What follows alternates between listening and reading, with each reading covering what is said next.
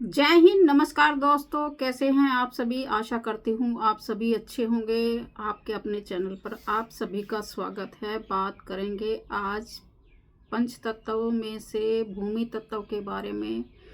वह हमारे जीवन पर हमारे किस तरह से प्रभाव डालते हैं अगर वो तत्व खराब हो जाता है। क्योंकि पहले 5 तत्वों के बारे में जान लेते हैं। 5 तत्व है, जल है, पृथ्वी है, आकाश है, अग्नि है और वायु तत्व है। तो किस तरह से, क्योंकि पूरा ब्रह्मांड 5 तत्वों से मिलकर बना है और 5 तत्वों से ही मिलकर हमारा शरीर बना है। क्योंकि अगर इनमें से कोई भी एक तत्व खराब हो जाता है या किसी तरह की हमारे अंदर तत्व की कमी हो जाती है तो उससे रिलेटेड ही हमारे जीवन में प्रॉब्लम आनी शुरू हो जाती है।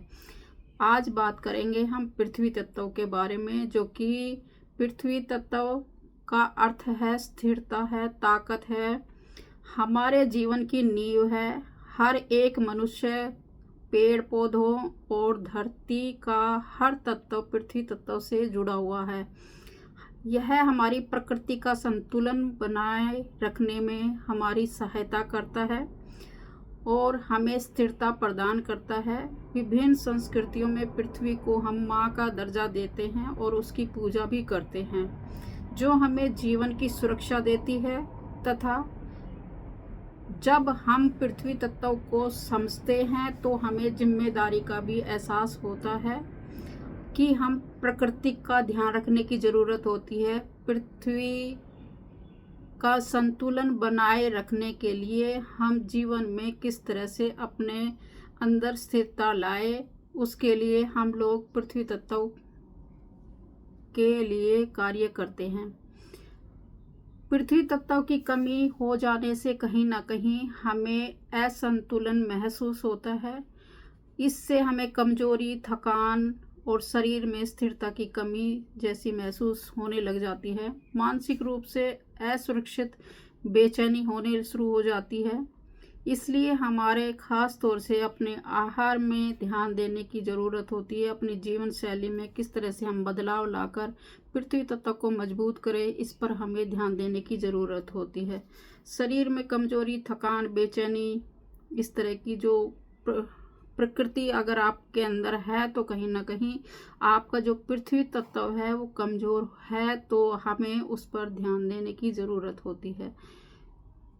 अगर हम ज्योतिषी के अनुसार बात करें तो हमारी राशि और ग्रहों के अनुसार भी पृथ्वी तत्व का संतुलन प्रभावित होता है। जैसे कि जो उदाहरण के तौर पर वृषभ है, कन्या राशि है और मकर राशि है, ये स्वाभाविक रूप से पृथ्वी तत्व के तहत आती है। अगर इस तत्व में इस राशियों में अगर इस तरह की कमी हो जाती है तो उनके अंदर पृथ्वी तत्व की कमी हो जाती है, तो कहीं ना कहीं ये राशियां के जो लोग हैं वो कहीं ना कहीं इनके अंदर इस तरह की प्रवृत्ति हो जाती है। जैसे कि शरीर कमजोर, बीमारी के तौर पर शरीर कमजोर होना, स्थिरता, बेचैनी और कहीं ना कहीं डिसीजन लेने में परेशानी होना, सुख वैभव की कमी आना हो जाता है। क्योंकि जो वृषभ राशि है वो शुक्र के अधीन आती है, कन्या राशि बुध के अधीन आती है और मकर राशि शनि के अधीन आती है। हमारा जीवन भी कहीं ना कहीं इन 3 राशियों पर आधारित होता है।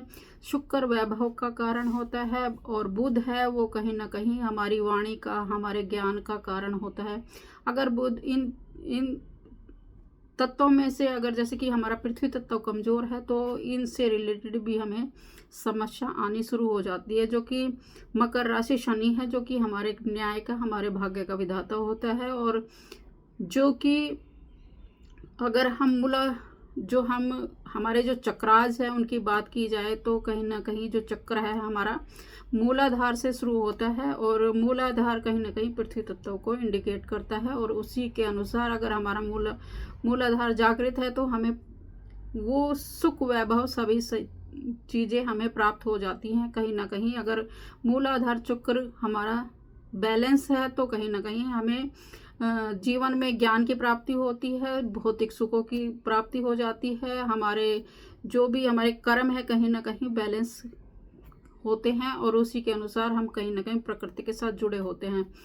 वही व्यक्ति प्रकृति के साथ जुड़ा होता है जिसका पृथ्वी तत्व बैलेंस होता है, अन्यथा ही हम कहीं ना कहीं पृथ्वी तत्व को कमज़ोर कर रहे होते हैं अपने जीवन में। इसी तरह से क्योंकि जब भी हमारा पृथ्वी तत्व कमज़ोर होता है तो हम उससे दूर होते चले जाते हैं। तो आज के समय, आधुनिक समय में कहीं ना कहीं हम पृथ्वी तत्व से थोड़ा दूर हो रहे हैं, क्योंकि अपने अपने घरों में टाइल लगा रखी है। हम पृथ्वी के से बहुत कम टच में आते हैं, जो कि अगर हम टच में जैसे घर पे भी रहते हैं तो हमारे घर पे टाइल लगी हुई है, हमारे पैरों में जूते होते हैं। तो इस तरह से कहीं ना कहीं हम पृथ्वी को बहुत कम समय के लिए पृथ्वी को टच में रख पाते हैं। तो इस तरह से हमें खास तौर से छुट्टी वाले दिन इस तरह से ध्यान रखना चाहिए कि हमें पार्क में अपना पृथ्वी के जो धरती माता है उसके टच में रहते हुए अपने पृथ्वी तत्व को मजबूत करने की कोशिश करनी चाहिए। अगर हम पार्क में बैठकर जमीन को टच कर कर इस तरह से उसका अपने जो गार्डन है उसमें कहीं ना कहीं अपने आप अपने हाथों से पौधों को लगाएंगे तो शायद हमारा पृथ्वी तत्व मजबूत होगा। इस तरह से हम अगर गार्डनिंग भी करते हैं तो हमारा पृथ्वी तत्व मजबूत होता है। तो कहीं ना कहीं हम पृथ्वी के साथ जुड़े रहेंगे और पृथ्वी का ध्यान रखेंगे, क्योंकि ये जो पूरा ब्रह्मांड है 5 तत्वों से मिलकर ही बना है। अगर इनमें से किसी भी तत्व की हम अवहेलना करते हैं तो हमारे जीवन में भी उसी तरह की परेशानियां आनी शुरू हो जाती है। तो हमें खास तौर से ध्यान देने की ज़रूरत होती है। अगर पूजा की बात की जाए तो हमें गणेश जी की पूजा करनी चाहिए, क्योंकि गणेश जी भगवान कहीं ना कहीं मिट्टी पृथ्वी के से पृथ्वी तत्व से बैलेंस बनाने में हमारी सहायता करते हैं। और जो भगवान है गणेश हैं वो कहीं ना कहीं पृथ्वी तत्व के दाता हैं। तो और जो गणेश जी महाराज है वो हमारी रिद्धि सिद्धि, जो हमारे ज्ञान की प्राप्ति है वो भी हमें देते हैं। तो इस तरह से कहीं ना कहीं अगर पृथ्वी तत्व हमारा ठीक रहता है तो हमारे जीवन में बहुत सारी चीज़ें हैं जो कि ठीक हो जाती है। जिस तरह से अगर बीमारियों की बात की जाए तो कहीं ना कहीं हमारे जोड़ों के दर्द है, हमारी हड्डियों का काम है, वो पृथ्वी तत्व के अधीन ही आता है। अगर क्योंकि जो भी ठोस वस्तु है वो कहीं ना कहीं पृथ्वी तत्व के अधीन आती है। जो शरीर में ठोस है, हड्डी ही तो ठोस है हमारी, जो कि पृथ्वी तत्व के अधीन आती है। अगर हड्डियां कमजोर हो जाती है तो हमें एक समय के बाद हमें चलने में परेशानी हो जाती है, जोड़ों में दर्द हो जाता है। तो इस तरह से बहुत सारी परेशानियां हमें जीवन में भोगनी पड़ती है। तो अगर हम अपने पृथ्वी तत्व को हमारे शरीर में कौन सा तत्व खराब है उसके अधीन अगर हम काम करते हैं, उससे रिलेटेड हम जीवन में जो भी हमें परेशानियां हैं तो हम उसके तहत काम करेंगे तो हमारे जीवन में हम वो चीज़ पा सकते हैं जो जिस चीज़ की हमें कमी महसूस हो रही है। अगर ध्यान मुद्रा के तहत, जैसे कि अगर हमारा पृथ्वी तत्व काम ठीक नहीं है तो हम ये सूर्य के जिसमें रिंग फिंगर पहनते हैं उससे इस तरह से अंगूठे के साथ टच करते हुए इस तरह से ध्यान मुद्रा में बैठेंगे तो शायद हम अपना जो पृथ्वी तत्व है उसको मजबूत कर पाएंगे। इस तरह से अगर बहुत सारी चीज़ें हैं, जैसे कि अपने आहार में भी हम पृथ्वी तत्व का, जैसे कि ठोस दालें हैं, इस तरह का इस्तेमाल करेंगे तो हमारे जीवन में अगर आहार से रिलेटेड इस तरह से हम उस चीज़ को जो ज़मीन से डायरेक्ट निकलती हैं सब्जियां, उनका इस्तेमाल करेंगे तो हमारा पृथ्वी तत्व मजबूत होगा। तो इस तरह से बहुत सारी चीज़ें हैं जिससे कि हम अपने जीवन में पृथ्वी तत्व को मजबूत कर सकते हैं।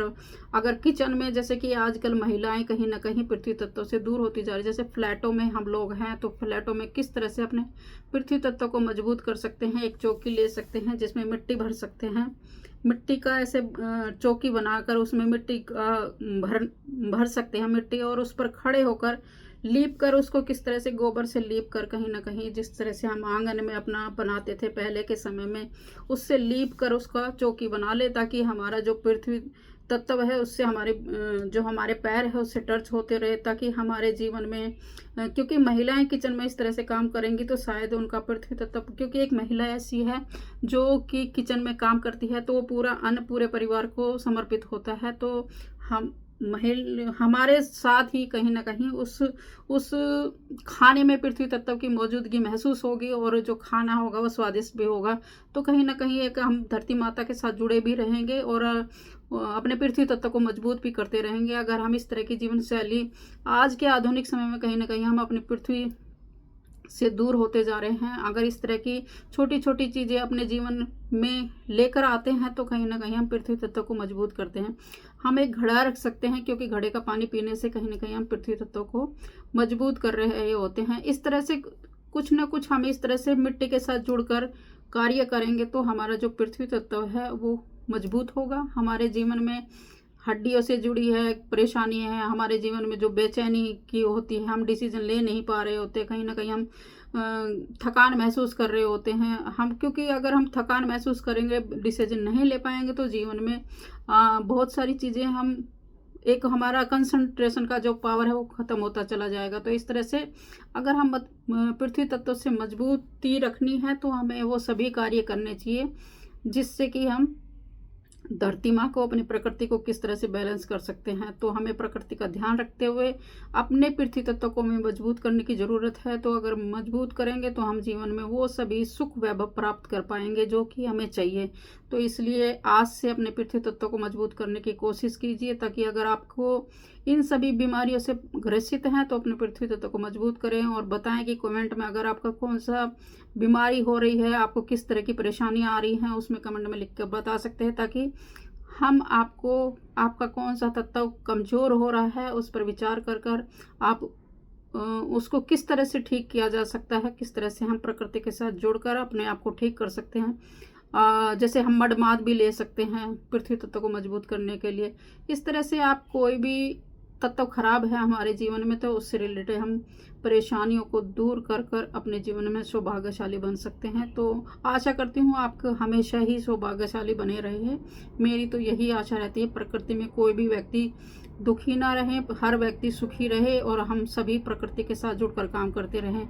इसी आशा के साथ जय हिंद, जय भारत। मेरा वीडियो अच्छा लगा हो तो आगे भी पहुँचाइए ताकि और लोग भी जागरूक रहे, प्रकृति के साथ जुड़े रहें, अपने तत्वों के किस तरह से खराब है तो उसको ठीक कर पाएँ।